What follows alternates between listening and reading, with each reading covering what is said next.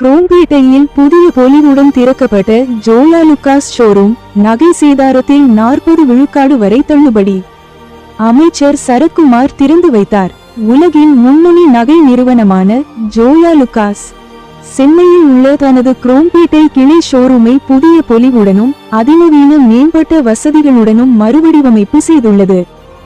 இந்த ஷோரூமின் மறுதிறப்பு விழா சிறப்பாக நடைபெற்றது.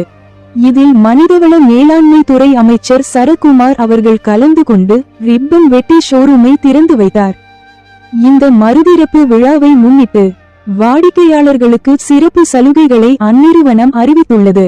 அதன்படி தங்கம், சான்றளிக்கப்பட்ட வைரம், பிளாட்டினம், பிரீசியஸ் ஸ்டோன் மற்றும் வெள்ளி நகை என அனைத்து வகை நகை கொள்முதல்களின் மீதான சேதாரம் மற்றும் செய்கூலி ஆகியவற்றில் 40 விழுக்காடு வரை தள்ளுபடி வழங்கப்படுகிறது. இந்த சிறப்பு சலுகை வரும் ஜூன் 21ஆம் தேதி வரை மட்டுமே செல்லுபடியாகும் என அந்நிறுவனம் அறிவித்துள்ளது.